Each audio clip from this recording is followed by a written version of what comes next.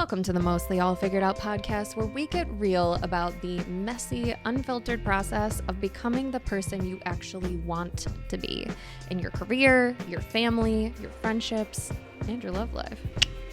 And because accountability is everything for me and my ADHD brain, I'm going to take on a new healthy habit every month, and I'm going to bring you along for the ride. So we're going to be doing things like waking up early every day, tracking our spending, working out consistently, posting consistently on our business social media accounts, and together we'll see in real time whether this stuff actually makes a difference and is worth giving a try. I am truly so grateful that you are here, and I'm so excited for what's next for us. So let's get into the episode and become the best versions of ourselves together.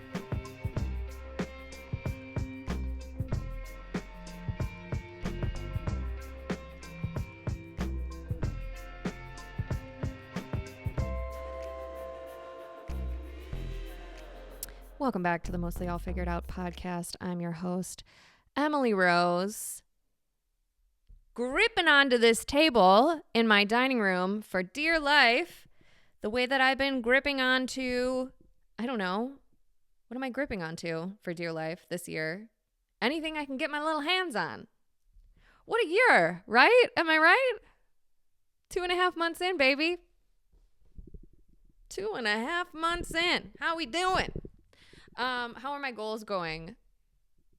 Actually, I was gonna say not great, but I'm doing okay. We are moving forward, right? Let's remind ourselves, what's your word of the year? My word of the year is money. That's my word of the year. Because again, in all the circumstances in my life, including the most challenging ones, me having money is the best way for me to secure myself and my family and everything that I have. And it is for everyone, but it is the number one thing that if I am more secure in this area of my life, everything will improve, everything will get better. And so that remains my focus. And so this is partly, honestly, why I haven't been as much on the podcast, because I really had to lock in to work stuff. I need to get more work. I want to grow. I really want to grow. And I'm super blessed because I have so many very talented people around me who want to work with me and want to work for me and for my clients. And so in order to be able to do that and grow my team, part of what I have to do is get more clients and get more work.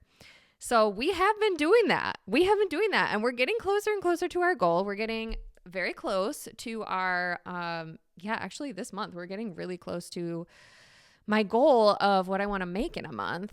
Now my expenses are pretty high, but I'm still about to hit that. Did I share? Okay. So I know I said, because this is the Mostly All Figured Out podcast, and I believe in the power of transparency, especially on podcasts like this, because that's what helps. Being vague and like floaty and giving you affirmations without telling you the reality of like where I'm at and what I'm doing. You might as well go read a book and not do any of the things that the book says, right? I think the power of podcasting, and what I have found in my favorite podcasts that I listen to, is that when I relate to the person and they share really what's going on in their life and how things are either working for them or not working for them, or some of the struggles that they're experiencing, that the message might be the same as like a Tony Robbins book. He's written books, right? I don't know, I assume, or a Tony Robbins talk or something.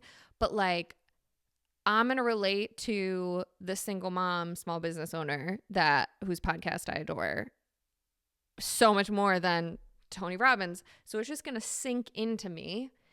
And it does, in a much better way than Tony telling me. Is Tony wrong? No, he's right. And a lot of his shit, like I hear it and I'm like, oh yeah, that's right. But I hear my girl Francesca Amber on the Law of Attraction podcast and in her Book Club Bitches podcast. And I'm like, yeah, she knows how lonely this shit is. She's experienced the same kind of co-parenting dynamics as I have. So when she says the things I feel it in my bones. So anyway, the point is that I'm going to be real with you guys because I think that's important.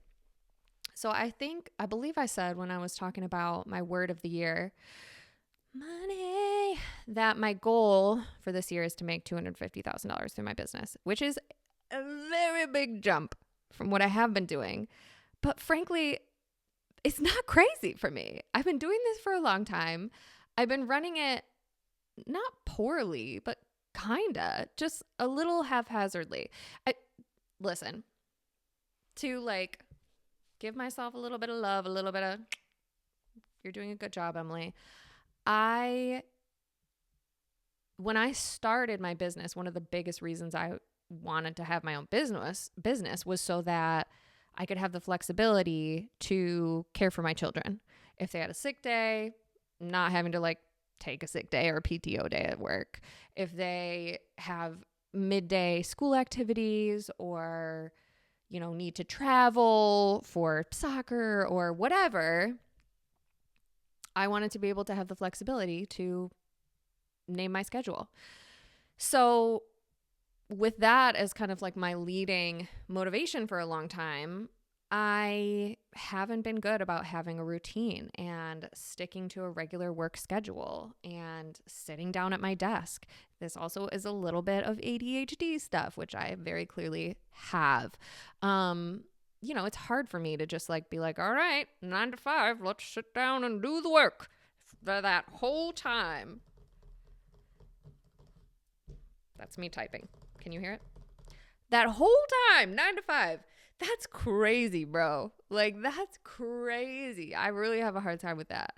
So I don't know how you guys do it. I still think about my second job ever, working as a cashier at Wegmans grocery store, and the sweat that would come trickling down from the top of my forehead as soon as I stepped onto the ergonomic little mat and began scanning the first items for my 8-hour shift. 8 hours. Of course, I got a half-hour lunch break, but like doing this for 8 hours, just how are you? Paper or plastic? That wouldn't be the question anymore. Do you have your own bags or do you want paper? You're going to pay 5 cents for it. At least I guess I don't have to do it. I didn't have to deal with that. Might have mixed it up a little bit though. I don't know. Anyway, Money. She has been running her business in a way that has been okay, making it through, and each year we get a little bit better. And frankly, not only is part of the reason why it's been not slower to grow. I don't want to say that because I think it's grown at an appropriate rate for me and what my needs and capabilities are. But each year I do like believe in my capabilities a little bit more. And so this year was the first year that I really felt, or at least like the end of last year, I really thought like, I'm playing way too small for me. I am playing way too small for me. I have worked really hard in Buffalo, New York, in Western New York.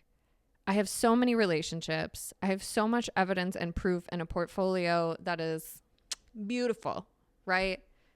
Testimonials to die for, okay? No reason that I can't grow beyond this and start to have like real consistent work with some of these incredible contractors that I have. So thanks for bearing with me through that. But the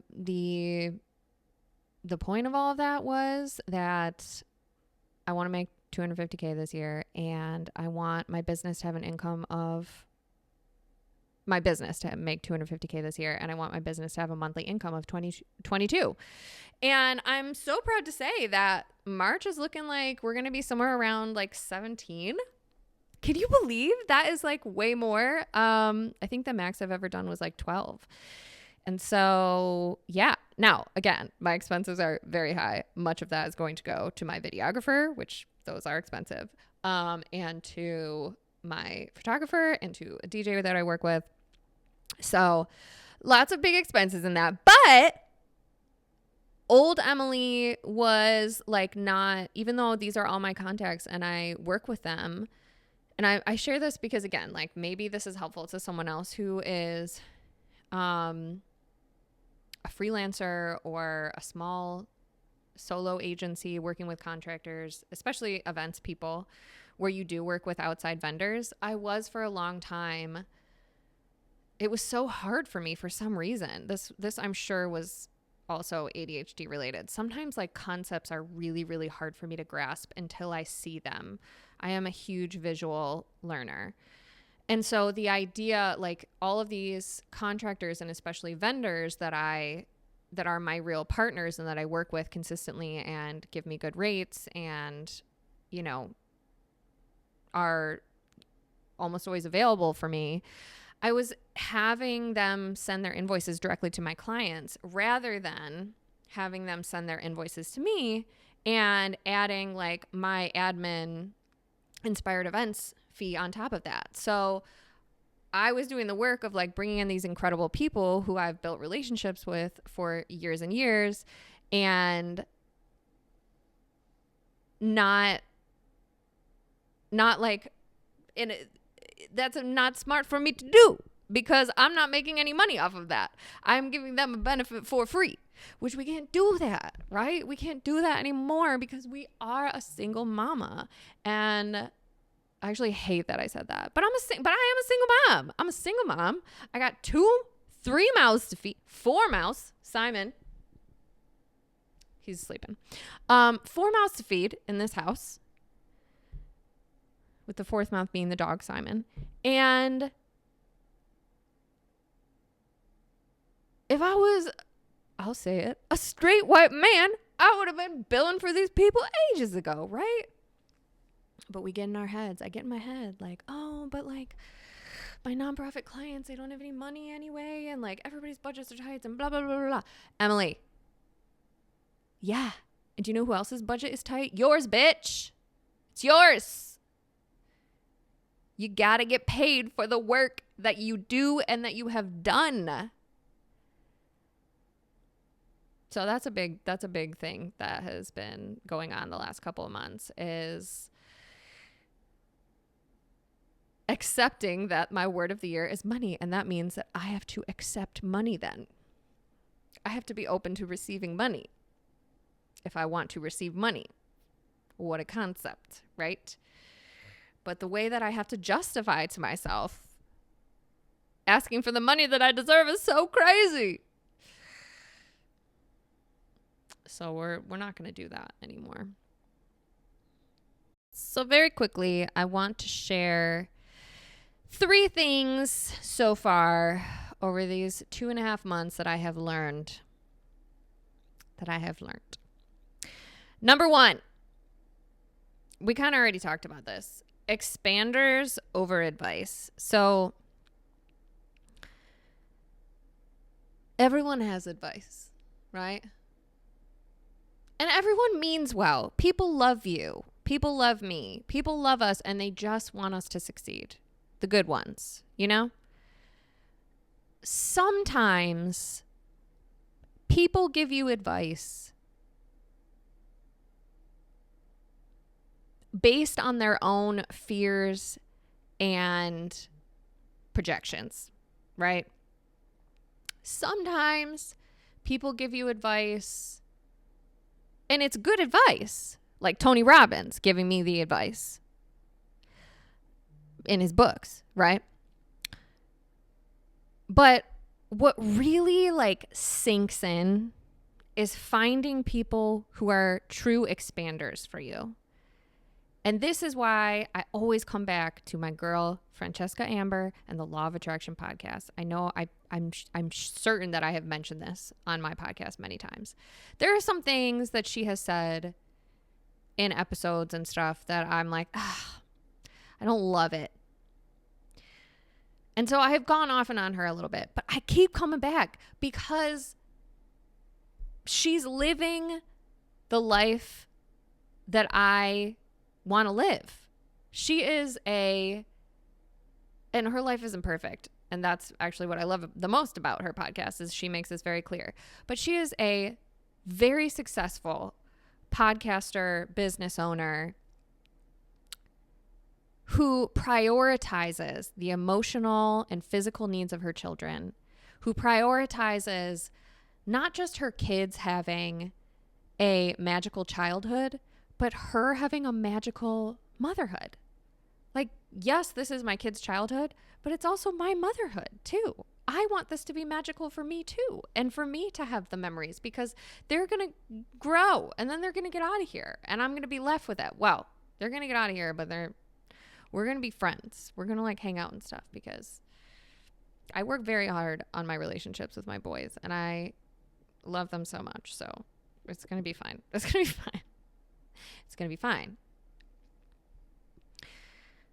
But having Francesca as an expander for me, who is a real person who I actually have followed since the pandemic, when she started the podcast, her podcast, and had just lost everything. She lost her salon. She was doing lashes and spray tans. She had a salon in London.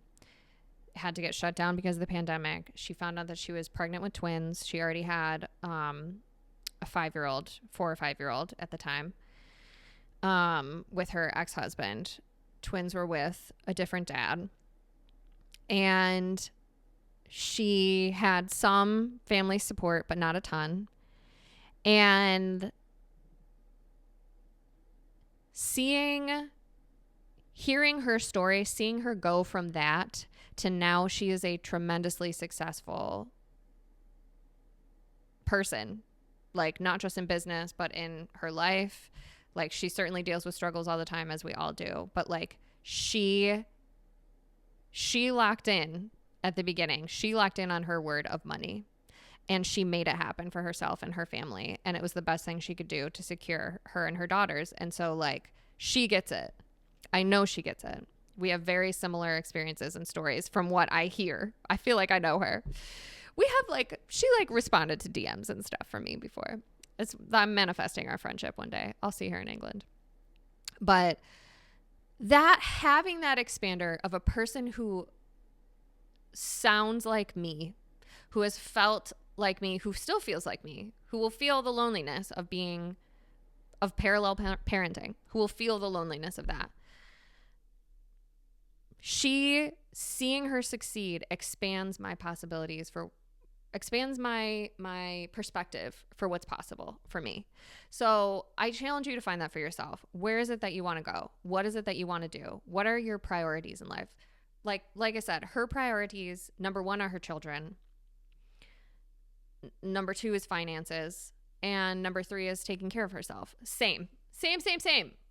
And so seeing her succeed, again, it just shows me, oh, there's a bunny in the backyard. ADHD, focus, shows me what's possible. And so I challenge you.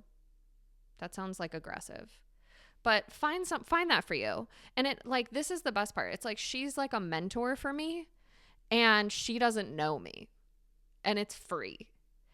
You don't always need to have lunch with your mentors. They could be a podcast, or they could be a book. Maybe it's a book, but I think podcasts, it gets more personal. So I do appreciate that. Find that for you. Find the evidence. Find the evidence that what you want is actually possible, and listen to them talk about how they got it, because they will know the challenges that you went through. And then it helps you remove excuses, number 1, that you might have for yourself that you might be self-sabotaging with a little bit, and shift your mindset. Second thing is that 2 things can be true. 2 things can be true at once. Contradictions. You can be so grateful and so miserable at the same time. You can be very, very strong and fucking crying every single day. You can be sure that you are going to succeed and that things are going to look really, really different at the end of the year, and also feel like, I can't fucking do another day. It's all part of it, and none of it cancels out the other. And perhaps the most important part of that is not just the contradiction of it and the two things can be true of it all, but that everything is temporary. Everything is temporary. Something that helps me remember that everything is temporary, something that I do, sometimes this resonates with people, sometimes it doesn't. But if I'm really in it and I'm like suffering, if I'm grieving, if I am high anxiety, high stress, if I am in a place where I feel any sense of hopelessness, I will go to my Google Calendar. Why do I struggle to say that? Google Calendar. And I will go to that day. So like I would go to March 18th, 2027, a full year later.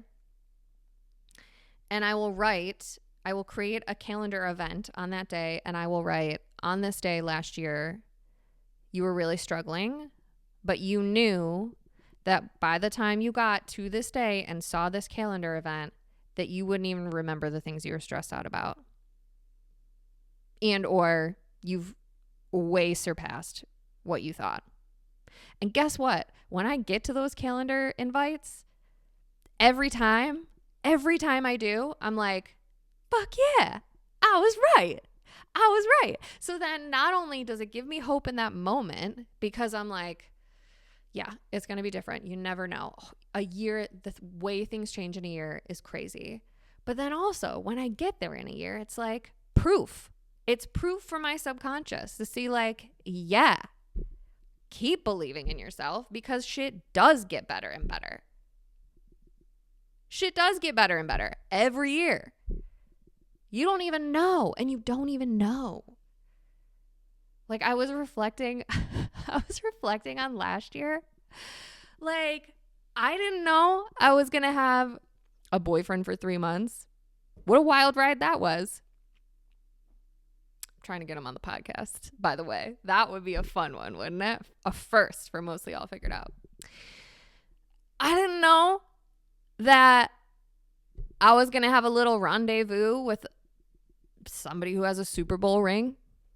I didn't know that. No way would I have known. But it happened. And so good for me. Anyway, the point is you just don't know. So while you may be feeling deep, sad, dark, anger, emotions, you can also feel positive ones at the same time. There's nothing wrong with you. We're doing the best we can right now. And we haven't even talked about what's happening in the world, for fuck's sake, you know? God damn it. Sorry, I'm swearing a lot today. I got a lot going on in here. Last thing. I talked about earlier this year an affirmation that I'm using thanks to a wonderful friend. My reaction is my power. And I realized through my expanders that I think I was looking at it a little bit the wrong way, because in some ways I would say it, my reaction is my power, my reaction is my power. And I would say it to myself in response to me reacting to me spiraling, basically, to me like letting something have more emotional power over me and detract me from staying focused on my goals and my self-care and my children. And so I would say it like, my reaction is my power, my reaction, almost shaming myself, right? Almost being like, Emily, you moron. Just hit myself. Why did I do that? I'm sorry. Emily, your reaction is your power. Stop.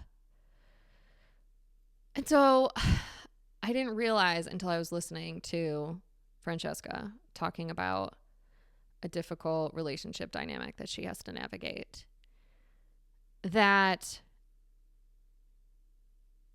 I needed to focus more on the positives of choosing myself over the spiraling reaction. Like, it's not about shaming the first reaction. It's about what you do after, and it's about coming back to yourself. So while, speaking specifically in this moment about like managing difficult relationships that are never going to go away,